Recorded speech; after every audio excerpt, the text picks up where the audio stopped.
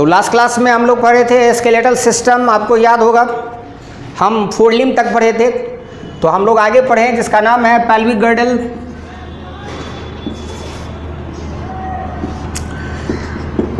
Pelvic girdle और hip girdle.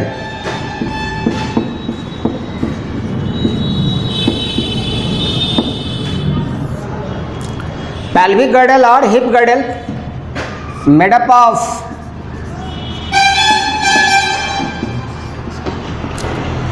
To innominate bones,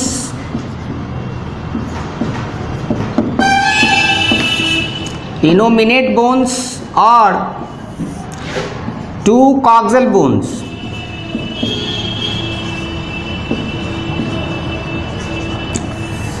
one innominate bone,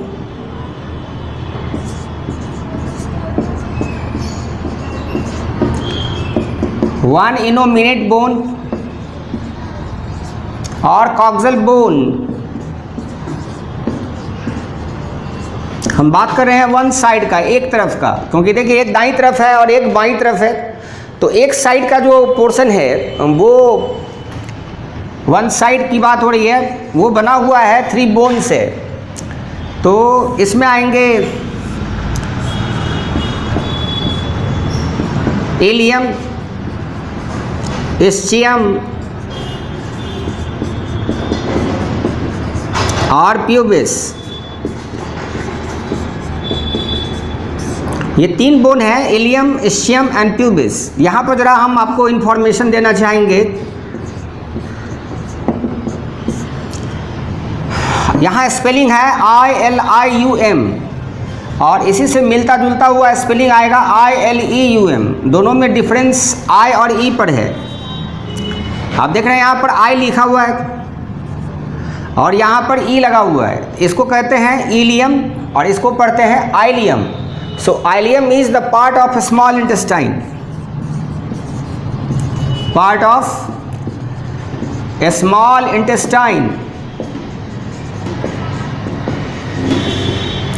but ileum is the part of bone or pelvic girdle or innominate bone or coxal bone। तो question बनाते समय थोड़ा सा आपको ध्यान रखना होगा, क्योंकि ऐसे ऐसे क्वेश्चन पर ओवरलुक होने से आप मेडिकल एग्ज़ाम में आप गड़बड़ कर देते हैं, गलत हो जाता है। और आप जानते हैं हर क्वेश्चन का महत्व बहुत ज़्यादा है, क्योंकि आपका 4 मार्क्स लॉस होगा और प्लस आपने गलती की एक्स्ट्रा, तो 4 + 1 यानी 5 मार्क्स का लॉस आप ले पाएंगे। तो बेटर है कि आप उस समय में पढ़ते समय थोड़ा ध्यान दे करके देखें और पढ़ें। इसमें से जो इलियम है उसका क्रेस्ट ऊपर में होता है, इसको कहते हैं हम लोग इलियक क्रेस्ट। और बटक के साइड से जो बोन होता है, जब आप बैठते हैं ज़मीन पर तो आपका जो बटक है जो ग्राउंड को टच करता है वो इस्चियम है। तो इस्चियम जो है ये बटक को एक्चुअली बनाता है। और सामने से जहाँ बेल्ट का बकलस आप लगाते हैं या अपने पेंट का नारा टाइट करते हैं, तो वहाँ पर प्यूबिक रेमाई आकर के राइट एंड लेफ्ट साइड का प्यूबिक रेमाई आकर के कंबाइन होता है, यानी प्यूबिस आगे से होगा, इलियम साइड से होगा और जानते हैं बटक बैक साइड से आपका क्या होगा, इस्चियम बोन होगा। इस्चियम और प्यूबिस के बीच में आपको एक फोरामेन मिलेगा जिसको कहेंगे ऑब्टूरेटर फोरामेन। सो ऑब्टूरेटर फोरामेन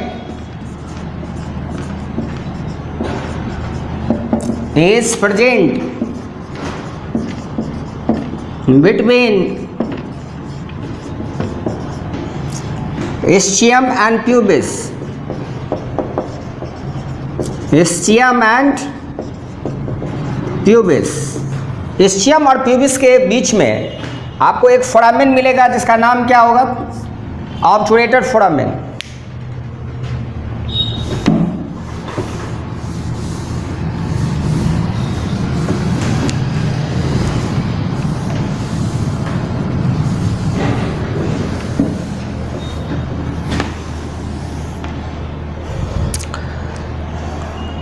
Now next, आप जानते हैं ये तीनों बोन एक कैविटी तैयार करेगा जिसका नाम है acetabulum. So ilium, ischium and pubis together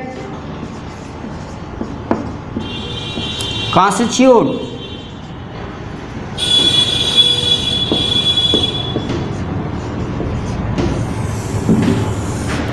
a cavity। देखिए इनोमिनेट बोन तो तीनों मिलके बनाता ही है। आप इनोमिनेट बोन में एक स्पेशल डिप्रेशन देखेंगे जिसका नाम है एसिटाबुलम, जहाँ की फीमर का हेड आके आर्टिकुलेटेड होगा, हम उसकी बात कर रहे हैं। Together constitute a cavity called acetabulum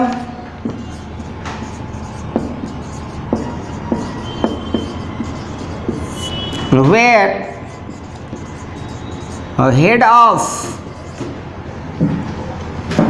femur is articulated,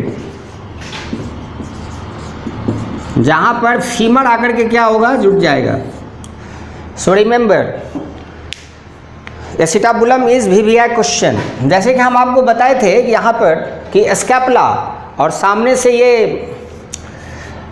आप जानते हैं क्लैविकल, जिसको आप कहते हैं ब्यूटी बोन या कॉलर बोन, और जानते हैं ये ब्यूटी बोन और कॉलर बोन बताए थे, एक तरफ ये स्टर्नम या ब्रेस्ट बोन से जुड़ा रहता है और दूसरे तरफ ये स्कैपुला के एक्रोमियन प्रोसेस से मिल करके कैविटी बनाता है। इसका नाम बताए थे आपको, ग्लिनोइड कैविटी, याद होगा, जहाँ पर कि ह्यूमरस का हेड आकर के आर्टिकुलेटेड रहता है। सेम वैसे ही यहाँ पर एसिटाबुलम से फीमर का हेड आकर के क्या रहेगा, अटैच रहेगा।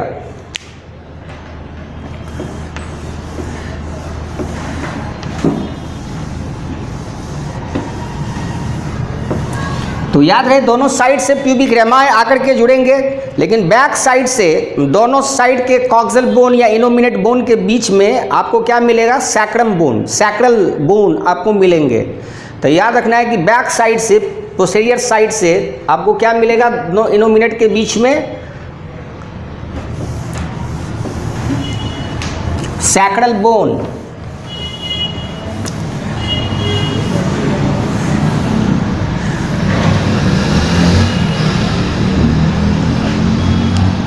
Now, inferior extremities or hind limb, inferior extremities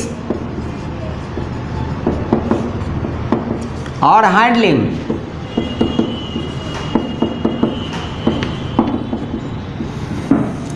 inferior extremities और hind limb में first name is femur। Femur के बारे में ऑलरेडी हम बता चुके हैं कि femur is the longest bone, femur is the heaviest bone, femur is the largest bone. ये सब आप पहले से लिख चुके हैं। सो फीमर इज 1 × 2 = 2, क्योंकि एक आपके राइट लेग में होगा तो दूसरा क्या होगा, लेफ्ट लेग में होगा। तो फीमर आपके 2 हो गए। जैसे यहाँ पर आपका ह्यूमरस है वैसे यहाँ का फ्यूमर है। जैसे यहाँ पर क्या है, रेडियस और अल्ना, वैसे यहाँ पर है टिबिया एंड फिबुला। तो टिबिया थिक बोन होगा, ये भी 2 होंगे। फिबुला कमज़ोर होगा, पतला होगा, 1 × 2 = 2। और जानते हैं नी पर एक कैप लाइक स्ट्रक्चर है, घुटने पर जो फिसलता रहता है, जिसको आप कहेंगे नी कैप और पैटेला, पैटेला और नी कैप। सो पैटेला और नी कैप इज 1 × 2 = 2। इसके बाद मिलेंगे आपको टार्सल बोन। टार्सल्स जहाँ पर कि एंकल होता है वहाँ पर जाकर के टार्सल मिलेंगे। टार्सल का नंबर 5 × 2, दोनों साइड मिलाकर के 10 होंगे, 10 होगा। एक साइड में 5 होगा, राइट लेग में 5, लेफ्ट लेग में 5। टार्सल, टार्सल के अलावा आएगा मेटाटार्सल, मेटाटार्सल एंड फैलेंजेस। ये आपका सोल बनाएगा, तलवा बनाएगा। अब हिल बनाएगा, मेटाटार्सल, सोल एंड हिल।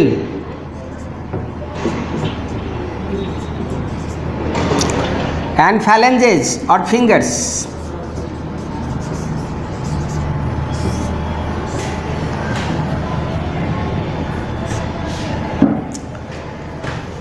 अब आप काउंट कर लीजिए टोटल बोन्स दोनों हैंड लिम्ब में यानी दोनों पैर में आपके कितने होने चाहिए, 60 बोन होने चाहिए। तो आप काउंट कीजिए 2 + 2 + 2 6 हो गए, +2 8 हो गए, और +10 18 और +10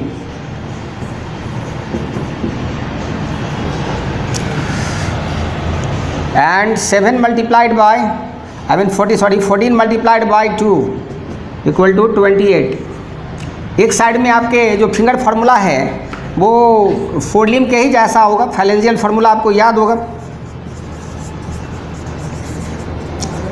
फैलेंजियल फार्मूला, और फैलेंजियल फार्मूला आपका क्या था, 2 3 3 3 3। तो टोटल कितने हो गए, 14। इसलिए दोनों साइड का 14 को मल्टीप्लाई कर दिए हैं।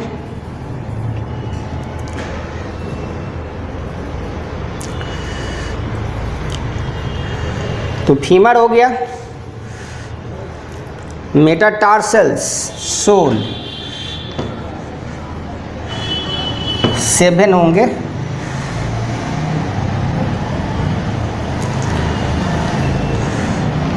टार्सल हो जाएगा 7 multiplied by 2, और ये ठीक था 5 multiplied by 2, so it is 14, it is 10। Now calculate. अब आप कैलकुलेट करेंगे तो टोटल कितना हो जाएगा, 60 हो जाएगा। सो 30 bones in each leg। 30 bones एक पैर में होगा, एक लेग में होगा, तो दोनों साइड का मिला करके कितना हो जाएगा, 60। अब इसको आप ऐड कर देंगे और कैलकुलेट करेंगे तो ये कितना हो जाएगा, 60 हो जाएगा।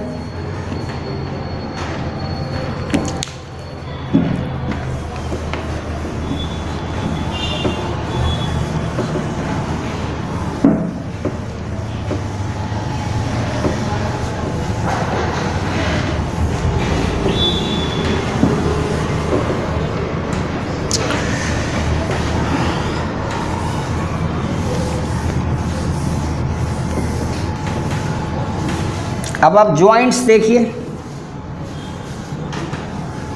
देंगे ज्वाइंट्स।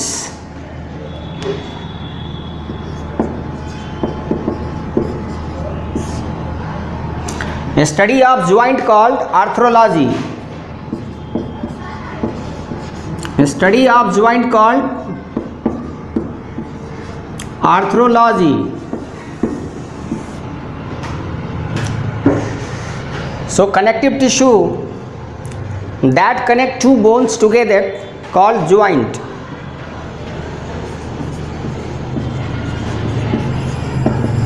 Connective tissue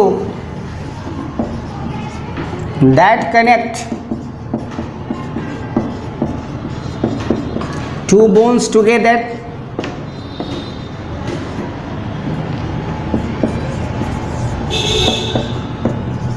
कॉल्ड, आप इसको क्या कहेंगे, ज्वाइंट।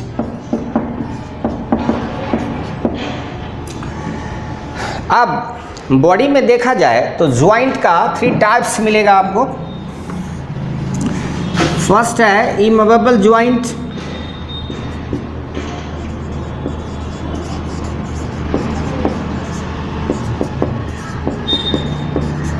दूसरा है slightly movable joint,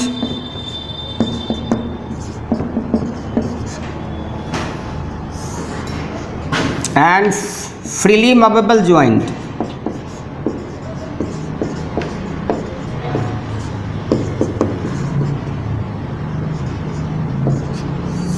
This is diarthrosis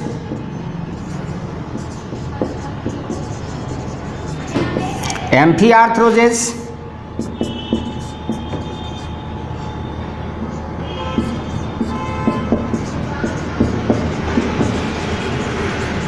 and synarthrosis.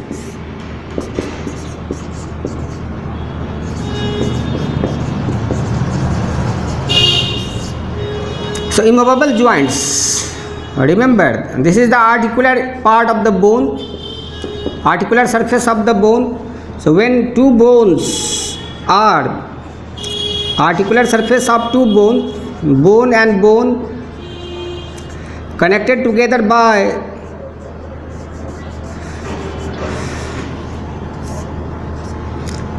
fibrous connective tissue,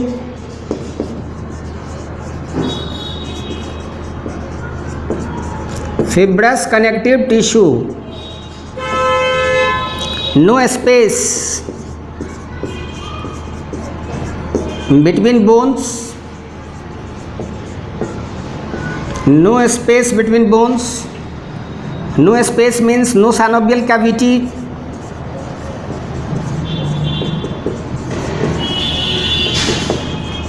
no synovial fluid, no synovial fluid and synovial membrane.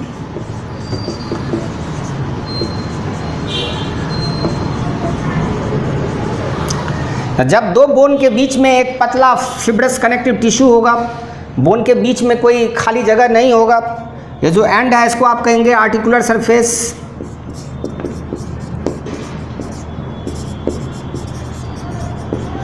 और आर्टिकुलर कार्टिलेज, आर्टिकुलर सरफेस बोल सकते हैं या आर्टिकुलर कार्टिलेज बोल सकते हैं।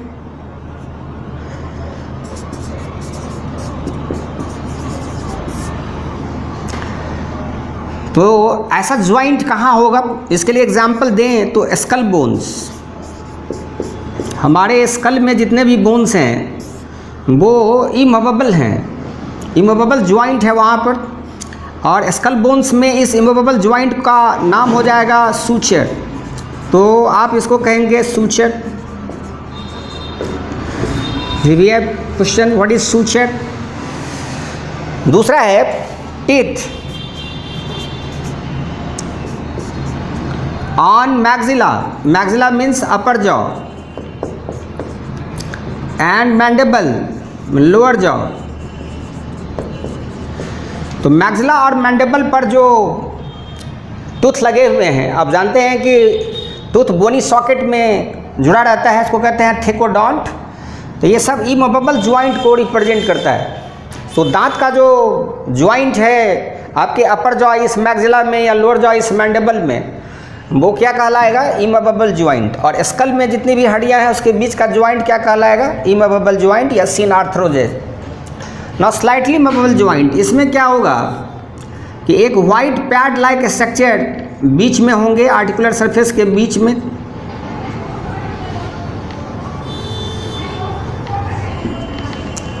ये white pad of connective tissue, white pad of connective tissue यहाँ पर मौजूद है।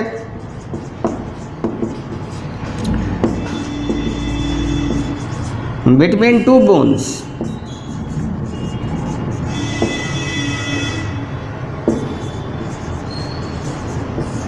दो बोन के बीच में। अब इससे क्या होगा, स्लाइटली मूवेबल लिखा हुआ है, इसका मतलब है बैक एंड फोर्थ, आगे पीछे या साइड टू साइड कुछ मूवमेंट पॉसिबल हो सकता है। सो बैक टू बैक या back and forth and side to side, side to side movement, side to side movement is possible, ये हो सकता है। अब है कि ऐसा कहाँ होगा, स्लाइटली मूवेबल ज्वाइंट आपको अपने बॉडी में कहाँ मिलेगा। तो आंसर है कि इंटरवर्टिब्रल डिस्क जो हमारे दो वर्टिब्रा के बीच में है, between the vertebrae, between vertebrae जिसको कहेंगे इंटरवर्टिब्रल डिस्क,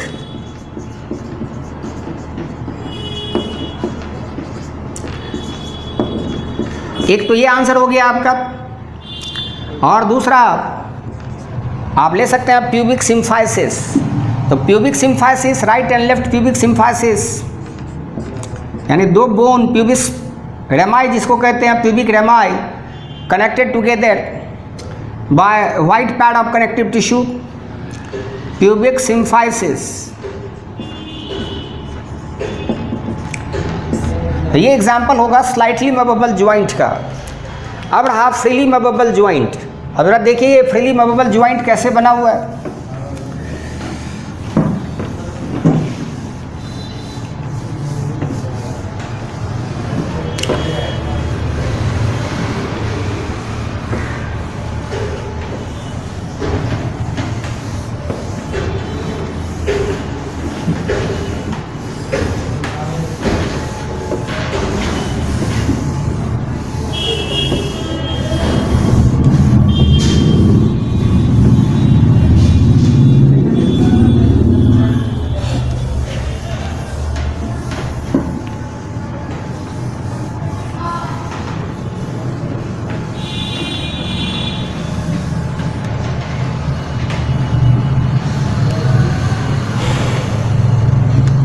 तो फ्रीली मूवेबल ज्वाइंट के लिए देखिए इसमें क्या होगा,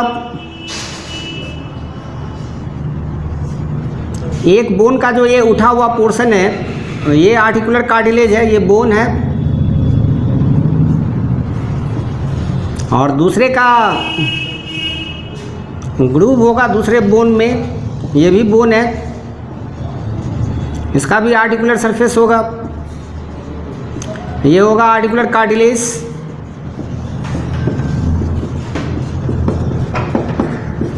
आर्टिकुलर कार्टिलेज।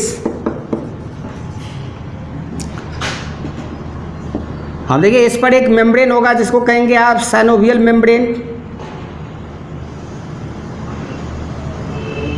तो दोनों में जो आप देख रहे हैं ये क्या है, साइनोवियल मेम्ब्रेन है।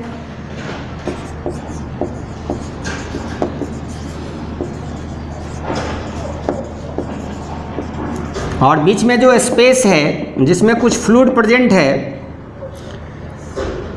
इसको कहेंगे आप synovial fluid.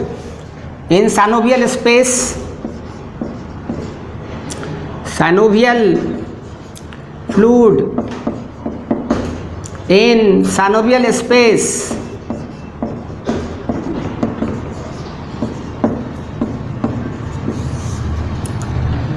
Synovial membrane secrete synovial fluid. Synovial fluid को कौन छोड़ेगा, तो क्या आंसर होगा, साइनोवियल मेम्ब्रेन, यानी साइनोवियल मेम्ब्रेन का सेक्रीशन है ये साइनोवियल फ्लूइड। ये साइनोवियल फ्लूइड क्या करेगा, acts as lubricant and prevent separation of bone at joint,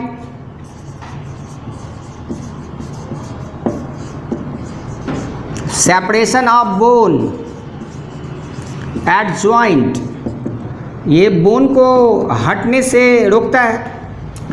दूसरा है ये थिक एंड विसिड फ्लूइड है,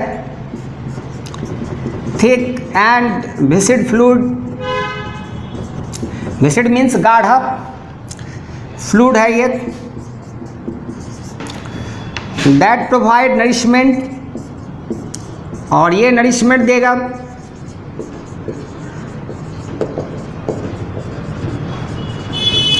that provide nourishment to bones, transport of waste product, ये वेस्ट प्रोडक्ट का भी ट्रांसपोर्ट करेगा, transport waste products, waste products को भी क्या करेगा, ये ट्रांसपोर्ट करेगा, एक जगह से दूसरे जगह पहुंचाएगा। अब कभी कभी आप जानते होंगे गठिया रोग के बारे में, जो हम लोग लास्ट में डिस्कस करेंगे, गॉट जिसको कहते हैं, इसी साइनोवियल फ्लूइड में आकर के मोनोसोडियम यूरेट क्रिस्टल जब जमा हो जाता है तब आप उसको कहते हैं गॉट। गॉटी अर्थराइटिस, ज्वाइंट पेन जिसको कहते हैं आप, वो हम लोग आंसर करते हैं। तो हम लोग पढ़ेंगे types of synovial joint.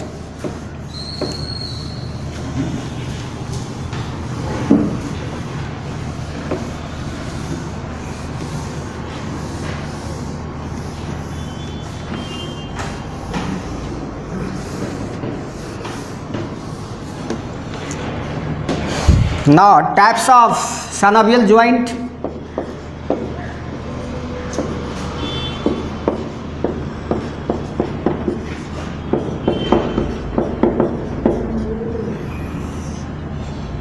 Types of synovial joint में फर्स्ट नेम है ग्लाइडिंग ज्वाइंट।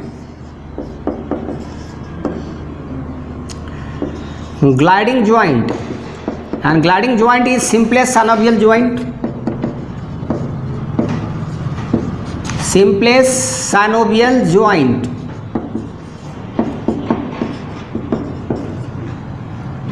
Largest synovial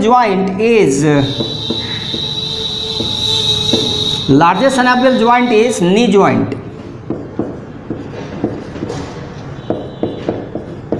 यहाँ पर टीबिया का जो हेड है वो काफ़ी चौड़ा और बड़ा होता है, इसलिए इसको हम लोग लार्जेस्ट साइनोवियल ज्वाइंट बोलते हैं, नी ज्वाइंट को। ग्लाइडिंग ज्वाइंट होते हैं बिटवीन टू फ्लैट बोन्स। जहाँ की हड्डी चौड़ी होगी वहाँ पर आपको ये ग्लाइडिंग ज्वाइंट मिलेगा। एग्जाम्पल लेंगे तो बिटवीन रिब्स एंड स्टर्नम होगा। VBI question, ribs and sternum. Between carpal bones, कलाई में, रिस्ट में जो आपका बोन है कार्पल बोन्स, ये रिस्ट के लिए हो गया। Between tarsal bones,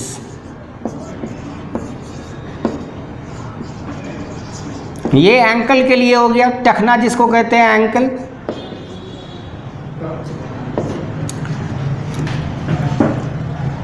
gliding joint में आप जानते हैं रिब्स और स्टर्नम हमारे ब्रीदिंग में मदद करता है, रिब केज बनाता है। सेकेंड ज्वाइंट जो आएगा वो है हिंज ज्वाइंट, और हिंज ज्वाइंट जो है इसको कहते हैं हम लोग यस मूवमेंट।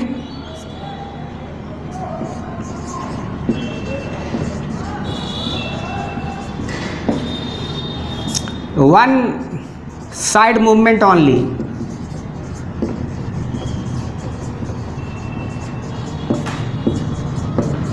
अब एग्जाम्पल के लिए देखिए, सबसे पहला है एल्बो ज्वाइंट।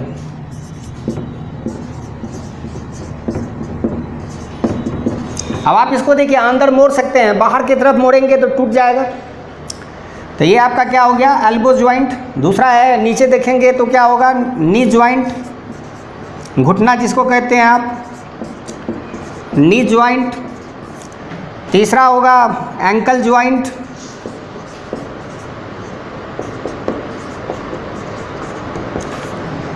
और फैलेंजेज, उंगलियों को आप क्या करते हैं, अंदर की तरफ मोड़ पाते हैं, बाहर की तरफ अगर मोड़ दें तो टूट जाएगी उंगलियां। तो फैलेंजियल ज्वाइंट।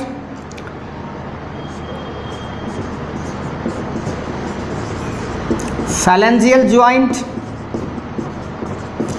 और आपको यस मूवमेंट करके हम बताए थे कि हमारा जो स्कल है उसका जो ऑक्सीपिटल कॉन्डाइल है वो एटलस में फिट है। So occipital condyle, occipital condyle of skull in atlas vertebra.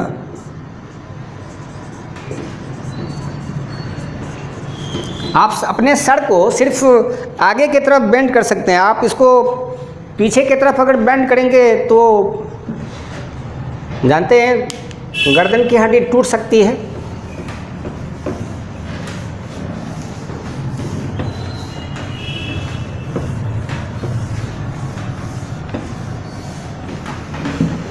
Now pivot joint, third,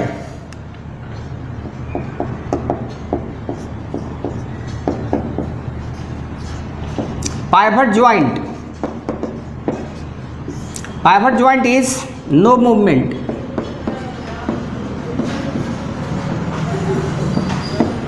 Restricted rotation is possible. Restricted rotation is possible. जैसे एग्जाम्पल के लिए अगर हम देखें तो पाइवट ज्वाइंट में क्या आएगा, क्या हम अपने स्कल को एक्सिस वर्टिब्रा पर क्या करते हैं, रोटेट कर लेते हैं, यानी between Atlas and axis vertebra. Atlas and axis vertebra. और आपको समझाए थे कि इसमें हम लोग गर्दन को ऐसे ऐसे घुमा करके नो मूवमेंट का सिग्नल देते हैं. Pivot joint between radius and ulna. देखिए अभी थंब किधर है, इधर है. आप अगर इसको ऐसे अगर बेंड कर दीजिए तो लग रहा है कि रेडियस अल्ना पर शिफ्ट कर रहा है.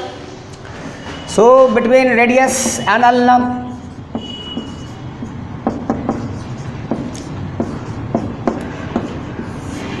यहाँ भी आपको पाइवट ज्वाइंट मिलेगा. Fourth,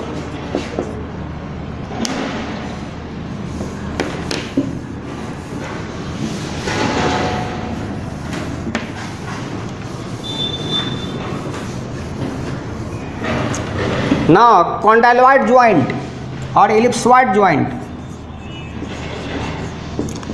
Condyloid joint or ellipsoid joint.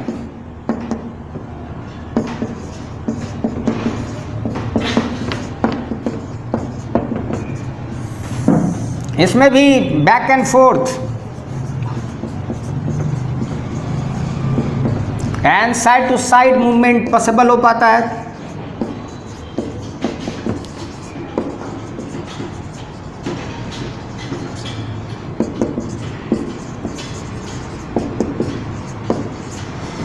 अब ये मेटाकार्पल्स और फैलेंजेस के बीच में जो ज्वाइंट है वहाँ का ज्वाइंट इसका एग्जाम्पल हो जाएगा. Metacarpals between metacarpals and phalanges. Metacarpals and phalanges. 5 saddle joint.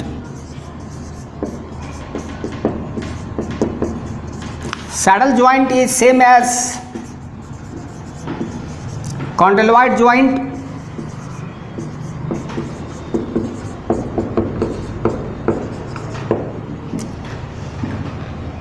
इसमें क्या होगा, एग्जाम्पल लेंगे तो हम लोग का जो थंब है, आप देखिए कार्पल बोन और थंब का मेटाकार्पल ये एक साथ मूव करता है. अंगूठा आपका ऐसे ऐसे मूव कर सकता है, तो रोटेशन पॉसिबल